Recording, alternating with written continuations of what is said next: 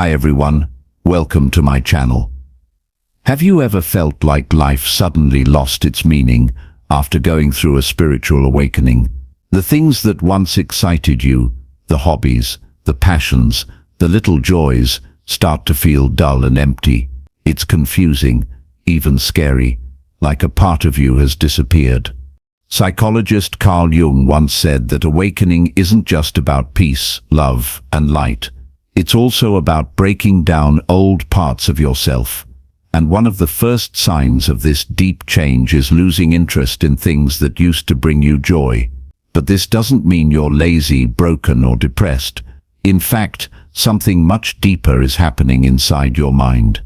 This is actually a very common experience, but it's often misunderstood. You're not crazy, and you're definitely not alone. Jung's work helps us understand why this happens. And by the end of this video, you'll not only know why your old hobbies no longer excite you, but you'll also see how this feeling of emptiness is actually a powerful sign of personal growth. Before awakening, many of us follow hobbies that feed our ego, whether it's being the gamer, the artist, the musician, or the athlete. These roles become part of our identity.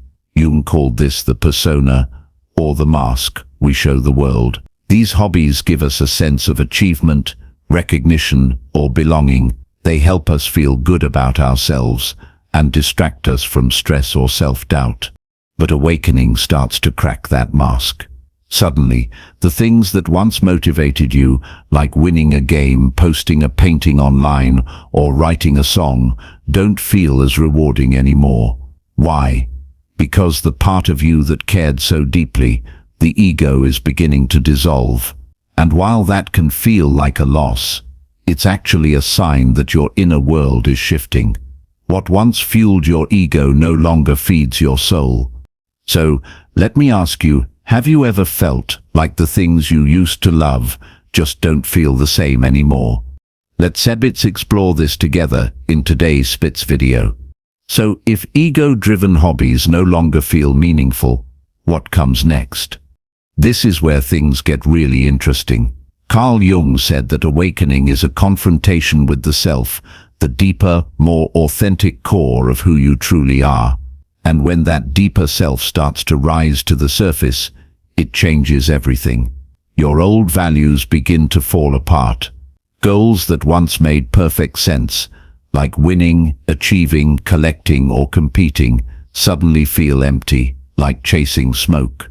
That's because your focus is no longer on your persona, the mask you wore for the world, but on your true self. Before awakening, many of our pleasures were tied to the outside world. We chased recognition, productivity, and a long list of achievements.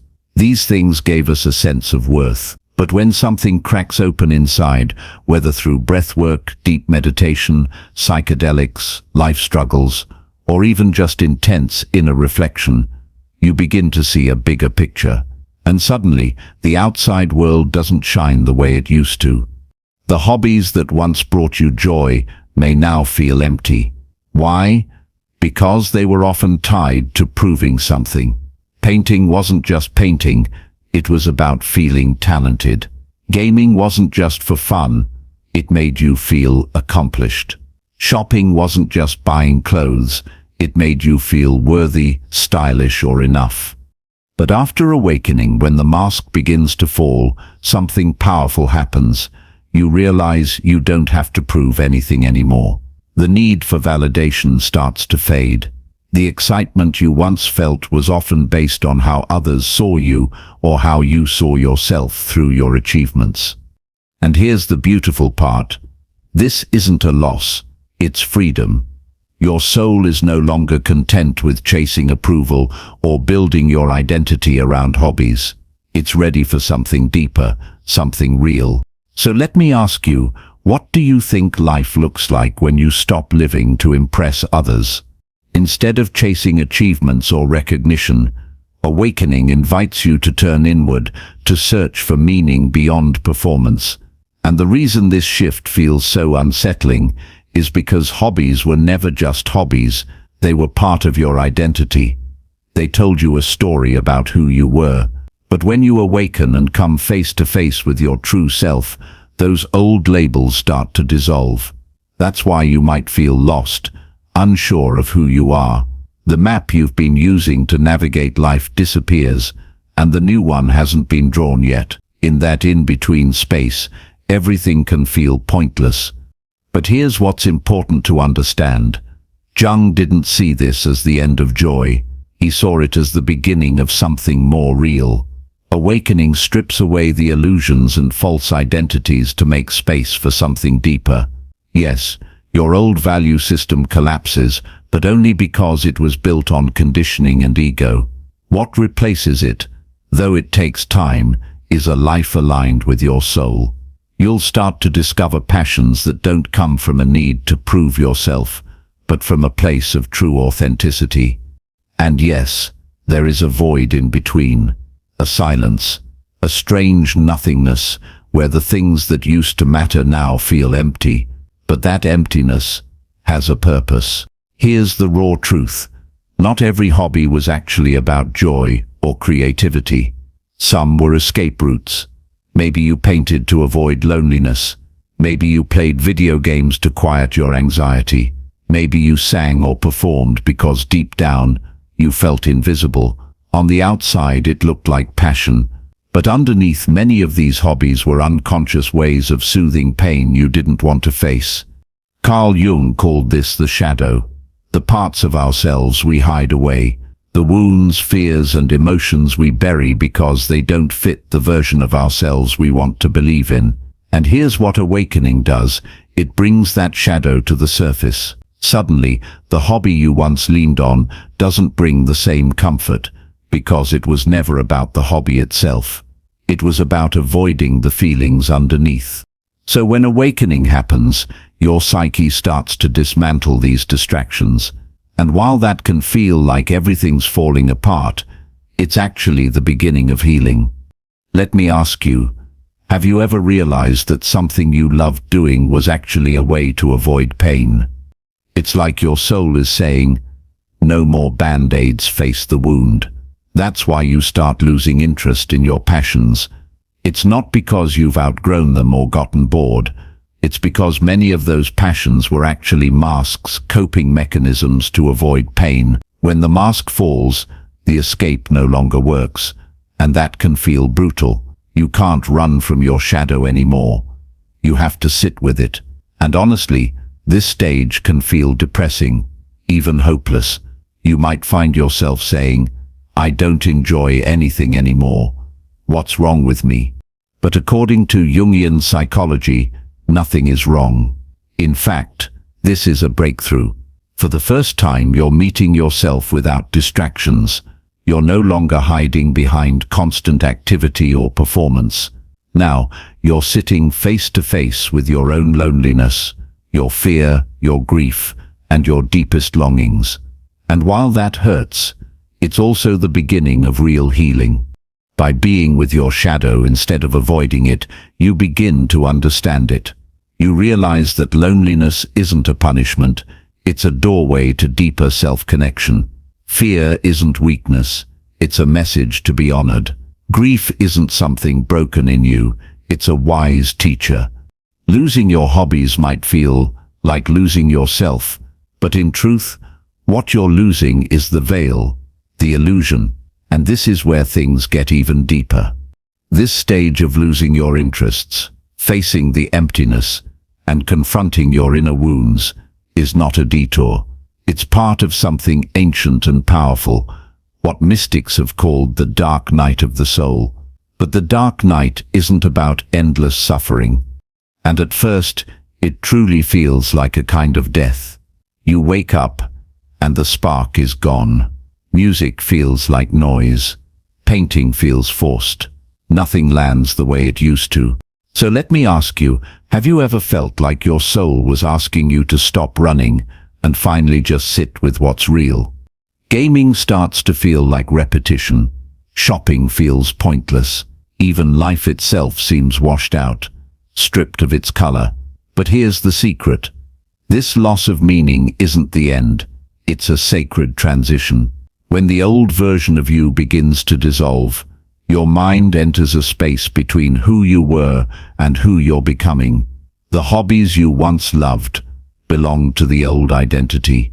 They were connected to the persona, the mask you wore for the world. And when that mask falls away, those activities no longer fit. That's why everything feels lifeless. It's not that life has no meaning. It's that your old meaning system has collapsed. And here's the important truth. You can't force yourself back into it.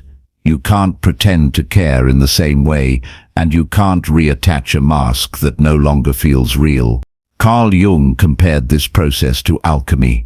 Just like in ancient alchemical transformation, the psyche must go through a phase called negredo, the blackening, the breaking down, before something new can emerge.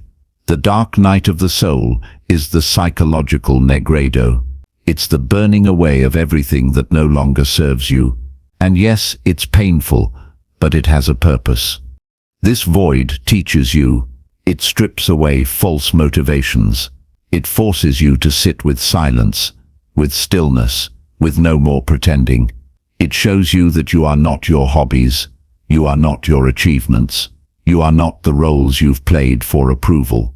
And when all the outer things lose meaning, you're finally invited to touch something deeper, the ground of your being. This is what Jung called the self, not the ego self that craves validation, but the deeper self that simply is. And from that place, something beautiful happens. New forms of meaning begin to grow, but this time, they don't come from the need to be seen or praised. They come from your soul. Jung called this process individuation, the journey of becoming your whole, authentic self. So if you're losing your hobbies, if life feels dull or directionless, know this, it's not the end of your creativity. It's the clearing of old ground, making space for something truer to rise.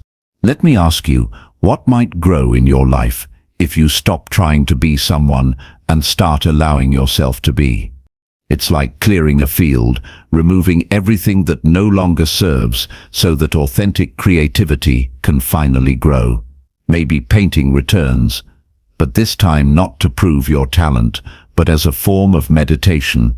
Maybe music comes back, not to impress, but to express your soul. Or maybe entirely new passions begin to appear, gardening, writing, walking in nature, things you never expected to enjoy. These aren't hobbies in the old sense. They're not escapes. They're expressions of who you are at your core. When individuation begins, your joy shifts. It's no longer about doing to achieve, but doing simply to be. The activity itself becomes nourishing, not a mask, not a performance. So what would Jung suggest if you're in this space, stuck in the void, grieving the loss of your old passions? He would say, be patient. Don't force yourself to revive the past. Let the emptiness be there. It's part of the process. Give yourself permission to explore new forms of expression. Try journaling. Go for quiet walks in nature. Try silence or creative outlets you've never dared to explore before. Let your deeper self, not your ego, guide you. Watch your shadow and ask yourself honestly, was this hobby feeding my soul or feeding my persona? That one question can change everything. Trust the process of individuation. Something new will come, but only after you've truly released what no longer fits the person you're becoming. If you're in this stage right now, feeling lost or disconnected, please know you're not alone. Thousands of others walking this path are feeling the same emptiness, the same confusion, but also the same quiet transformation. So let's make this a conversation. What passion or hobby did you lose after your awakening? And what do you feel is trying to be born in its place? Drop it in the comments. It might be exactly what someone else needs to hear. And if you're looking for more guidance on shadow work, Jungian psychology and the mysteries of spiritual awakening, make sure to hit subscribe to Beyond the Body. Together, we'll keep exploring the deep places most people are too afraid to look.